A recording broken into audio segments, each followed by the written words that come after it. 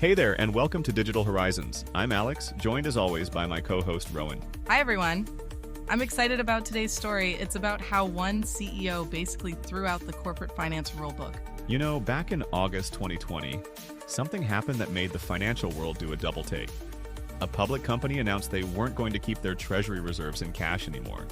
Instead, they were going all in on Bitcoin. Wait, this wasn't some crypto startup trying to make headlines, right? Not at all. This was MicroStrategy, now known as Strategy, a well-established business intelligence company that had been around for decades. And their CEO, Michael Saylor, would go on to become one of the most influential voices in corporate finance. And they've accumulated how much Bitcoin now? As of 2025, they hold over 500,000 Bitcoin. It's the largest corporate Bitcoin holding in the world. That's just, wow. I mean, that's quite a journey from traditional corporate treasury management to this. Exactly. Today, we're diving into how this transformation happened, what it means for corporate finance, and why it sparked such intense debate. We'll look at how one CEO's decision might have changed the way companies think about preserving wealth in our increasingly digital world. I can't wait to unpack this one. Let me take you back to 2020 when Michael Saylor wasn't yet the Bitcoin evangelist we know today. He was primarily known as the CEO of a successful but relatively quiet business intelligence company. So what changed? I mean, going from running a tech company to becoming this Bitcoin prophet is quite a shift. The fascinating part is how it started with a practical problem. Saylor was looking at his company's cash reserves, watching them slowly lose purchasing power due to inflation, and he decided there had to be a better way. But lots of companies face that issue. What made him take such a dramatic step? Well, that's where it gets interesting. Saylor didn't just make a small investment. He transformed his entire company's strategy. He started hosting these Bitcoin for Corporations conferences, creating educational content, and really positioning himself as a thought leader in this space. I've heard him say something about zombie companies. What's that about? Right. This is one of his most provocative arguments. Saylor claims that 96% of public companies are what he calls zombie companies because they're actually underperforming against basic treasury bills. He basically suggests that traditional corporate treasury management is failing in the modern era. 96%? That's a pretty bold claim. It is. And he goes even further. He describes Bitcoin as being indestructible, invisible, and immortal. Now, some might say that's a bit poetic for a CEO of a public company. A bit? That sounds more like something from a fantasy novel than a quarterly earnings call. You'd think so. But here's what makes this story so compelling. Saylor has managed to shift from being seen as this maverick outlier to becoming someone who's actually influencing how other corporations think about their treasury strategies. But surely not everyone's buying into this vision. I mean, putting your company's entire treasury into Bitcoin? That must have raised some eyebrows. Oh, absolutely. The criticism has been intense. There are serious questions about risk exposure, corporate governance, and whether this level of Bitcoin investment is really in the best interest of shareholders. And what about the leverage they used? I feel like borrowing money to buy Bitcoin adds another layer of risk. That's one of the most controversial aspects. Saylor's strategy wasn't just about converting existing cash reserves. The company actually took on debt to buy more Bitcoin, which is pretty much unheard of in traditional corporate treasury management. It's like he's not just rewriting the rulebook, he's throwing it out the window and writing a completely new one. Exactly. And what's particularly interesting is how this has sparked a broader conversation about what corporate responsibility means in the digital age. Should companies stick to traditional treasury management approaches, or do they need to adapt to a changing economic landscape? I guess the big question is, has it worked? That really depends on your time frame and perspective. The company's identity has certainly changed. They went from being a business intelligence company that happened to hold Bitcoin to changing their name to Strategy and becoming what some call a Bitcoin development company. So they're not even pretending to be the same company anymore? In many ways, no. Saylor has essentially turned the company into a vehicle for his vision of what corporate finance should look like in an AI-driven future. He argues that as artificial intelligence transforms traditional businesses, Bitcoin represents the ultimate capital preservation strategy. That's quite a journey from selling business intelligence software. And it's a journey that's still unfolding. The impact of this transformation goes way beyond just one company's balance sheet. It's challenging fundamental assumptions about how businesses should approach wealth preservation in our increasingly digital economy. There's another fascinating layer to this story that we haven't explored yet, the actual mechanics of how Strategy revolutionized their treasury management. It's not just about buying Bitcoin, it's about completely reimagining what a corporate treasury should look like. I'm really curious about this. How different is it from traditional corporate treasury management? Think about it this way. Traditionally, corporate treasurers are like ultra-conservative money managers. They typically split reserves between short-term treasury bills, maybe some government bonds, and cash for operations. Right, playing it safe. The old don't put all your eggs in one basket approach. Exactly. But Saylor turned this completely on its head. He looked at the traditional approach and basically said, what if the safe option isn't actually safe anymore? Because of inflation? That's part of it. But here's where it gets interesting. Strategy developed what they call a dual-treasury strategy. They maintain just enough cash for operations while converting everything else to Bitcoin. But how do they handle things like payroll or unexpected expenses? They keep what they call an operating treasury in cash, just enough for about 6 to 12 months of expenses. Everything else goes into what they call their strategic treasury in Bitcoin. So they're basically running two parallel systems? Precisely. And here's what's fascinating about their approach. They've actually created detailed models comparing the performance of their Bitcoin treasury against traditional treasury management strategies. And what do these models show? Well, according to their analysis, while treasury bills were yielding around 4 to 5% annually, they argue that Bitcoin's long-term appreciation potential far exceeds this. But there's a catch. I'm sensing a but coming. The volatility. Traditional treasury assets don't typically swing wildly in value. Bitcoin can move 10% in a single day. This means their balance sheet can look dramatically different from quarter to quarter. That must make their accountants nervous. It's actually created some interesting accounting challenges. They've had to develop new ways to report and explain these fluctuations to shareholders. Speaking of shareholders, how have they responded to this strategy? That's one of the most intriguing aspects. The company's stock has essentially become a proxy for Bitcoin exposure in the traditional market. Some investors buy it specifically for that reason, while others have criticized it as too risky for a public company. So they're not really a software company anymore? Well, they still maintain their software business, but you're right. The market largely views them as a Bitcoin holding company now. They've even started developing Bitcoin-related software and infrastructure. It's like they're building an entirely new financial ecosystem around this strategy. And that's really the key point. They're not just holding Bitcoin, they're creating a blueprint for what they believe corporate finance should look like in the future. They've published detailed playbooks for other companies considering similar strategies. Have any other major companies followed their lead? Some have dipped their toes in, but none have gone all in quite like Strategy. Tesla briefly held Bitcoin on their balance sheet, but later sold most of it. What's interesting is that even companies that haven't adopted the strategy are now having to explain to shareholders why they aren't considering it. So even if they're not following Strategy's lead, they can't ignore what they're doing. Exactly. It's forcing every corporate treasurer to at least consider their position on Bitcoin. Whether they agree with Saylor's approach or not, they need to have an answer ready when shareholders ask about it. It's like they've changed the conversation around corporate treasury management entirely. They have. And regardless of how this experiment ultimately plays out, they've permanently altered how we think about corporate reserves in the digital age. You know, there's another fascinating aspect to this story that really shows its broader impact. Strategy's Bitcoin move created what you might call a ripple effect across the corporate world. I'm guessing other companies started paying attention? More than just paying attention. By 2025, we're seeing a subtle but significant shift in how corporations view Bitcoin. It's moved from being seen as this fringe asset to something that gets discussed in serious board meetings. But are companies actually following Strategy's lead? I mean, holding Bitcoin on their balance sheet? Well, it's interesting. While we haven't seen many companies go all in like Strategy did, we're seeing this pattern of what I'd call careful experimentation. Companies are testing the waters, usually starting with small allocations. Can you give us some examples? Sure. Several tech companies have started holding small amounts of Bitcoin as part of their treasury reserves. But what's really interesting is how this has spread beyond just tech companies. We're seeing traditional financial institutions, insurance companies, and even some manufacturing firms starting to explore this space. But they're not exactly shouting about it from the rooftops, are they? No, and that's actually a fascinating point. Unlike Strategy's very public approach, most companies are being much more discreet. They're quietly building Bitcoin positions while maintaining their traditional treasury operations. So why the secrecy? It's really about managing stakeholder expectations. These companies have seen how Strategy's stock became so closely tied to Bitcoin's performance, and many of them want to avoid that kind of correlation. That makes sense. I guess not everyone wants their quarterly earnings calls to turn into Bitcoin price discussions. Exactly. But here's what's really interesting. While companies might be cautious about holding Bitcoin directly, they're increasingly building infrastructure around it.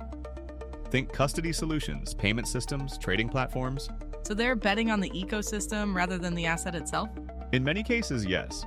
It's like they're saying, we might not be ready to hold Bitcoin, but we want to be ready when our clients demand these services. I've heard some companies are even starting to offer Bitcoin options in their employee benefit packages. Is that related to this trend? Absolutely. That's actually one of the more subtle ways Bitcoin is entering corporate balance sheets. Companies are offering Bitcoin investment options in retirement plans, Bitcoin saving programs, even performance bonuses paid in Bitcoin. But there must be some major hurdles stopping more companies from following Strategy's lead. The barriers are significant. Regulatory uncertainty is a big one. Then there's the accounting headache. Current rules require companies to report Bitcoin as an intangible asset, which means they have to write down losses but can't recognize gains until they sell. That sounds like a nightmare for the accounting department. It is. And then there's the board of directors to convince. Many board members come from traditional financial backgrounds, and they're naturally skeptical of such a dramatic departure from conventional treasury management. So what you're saying is Strategy might have opened the door, but most companies are still standing in the doorway trying to decide if they want to walk through? That's a great way to put it. And what's particularly interesting is how this hesitation itself is creating new opportunities. We're seeing a whole industry emerge around helping companies navigate these decisions. Like consultants specializing in corporate Bitcoin strategy? Exactly. Plus legal firms developing expertise in crypto treasury management, accounting firms creating specialized departments, and insurance companies offering new products specifically for corporate Bitcoin holdings. So even if companies aren't buying Bitcoin, they're still being affected by this shift. That's really the key takeaway. Strategy's decision didn't just impact their own business. It created this whole new category of corporate treasury management that companies now have to consider, whether they want to or not. Let's talk about something that's been bubbling under the surface of this whole story. The controversy around Strategy's approach. Because while we've covered the innovation, there's a real debate about whether this is brilliant treasury management or just reckless gambling. I've been wondering about that. How do they justify taking on so much risk with shareholder money?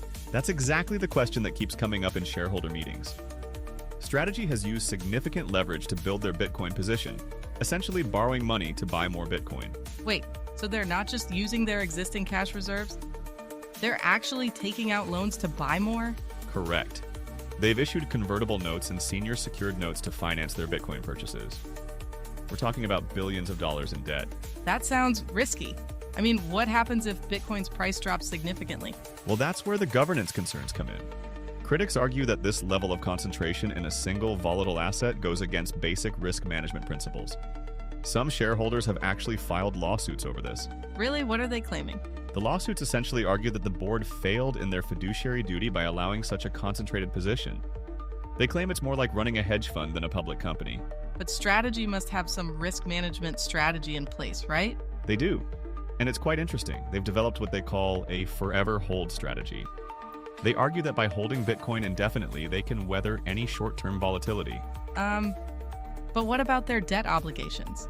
They still need to make those payments regardless of Bitcoin's price. That's one of the most criticized aspects. They've structured their debt with different maturities and terms, but they're essentially betting that Bitcoin's long-term appreciation will more than cover their debt service costs. Sounds like they're walking a pretty thin line there. It's definitely pushing the boundaries of corporate governance norms. Regulators have started paying more attention too. The SEC has been asking more questions about how companies report and manage crypto treasury assets. I imagine their auditors must have some interesting conversations about all this. You could say that again. They've had to develop entirely new audit procedures. How do you verify custody of digital assets? How do you value them properly? These are questions that traditional corporate audits never had to address. And what about insurance? Can you even insure a Bitcoin treasury? That's another fascinating challenge. Traditional corporate insurance policies weren't designed for digital assets. Strategies had to piece together a complex web of coverage from different providers. So they're basically writing the playbook as they go along? Exactly. And that's part of what makes some people so uncomfortable. There's no historical precedent for this kind of treasury management. No long-term data to analyze. I guess traditional risk models just don't apply here. No, they don't. And here's what's particularly interesting. Strategy has actually turned this criticism into part of their narrative. They argue that traditional risk models are outdated in a digital world. But surely their shareholders didn't sign up for this kind of experiment. That's a key point of contention. The company has essentially transformed from a software business into what some call a leveraged Bitcoin investment vehicle. Some shareholders love it, others feel like they've been taken for a ride. And what about employee pensions and benefits? Are those tied to this strategy too? They've actually created separate structures for employee benefits to provide more traditional options. But you're highlighting another important governance question. How much of a company's overall financial future should be tied to one asset? It almost sounds like they're running two companies, one that makes software and another that's all in on Bitcoin. And that dual identity is at the heart of the controversy. Is this innovative treasury management for the digital age, or is it just speculation with shareholder funds? The debate continues. You know, when we look toward 2025 and beyond, what strategy started isn't just about Bitcoin. It's really about reimagining what corporate finance means in a digital age. How so? I mean, beyond the whole Bitcoin treasury thing we've been discussing. Well, think about how companies traditionally measure and store value. We're seeing this fascinating shift where digital assets are becoming as important as physical ones. Some companies now have more value in their data and digital assets than in their buildings or equipment. That's an interesting point. So you're saying corporate finance needs to evolve to match this digital reality? Exactly. And here's what's fascinating. Companies are starting to realize that their treasury strategies need to reflect the world they're operating in. If your business is primarily digital, should your treasury be entirely analog? But isn't there a difference between running a digital business and putting your reserves in digital assets? That's the billion-dollar question. We're seeing companies experiment with what I'd call hybrid treasury models. They're keeping traditional assets for stability, but adding digital components for growth potential. So not going full strategy, but dipping their toes in? Right. And what's particularly interesting is how this is affecting corporate decision-making. Companies are starting to think about value storage in completely new ways. Some are even creating their own digital assets for internal value transfer.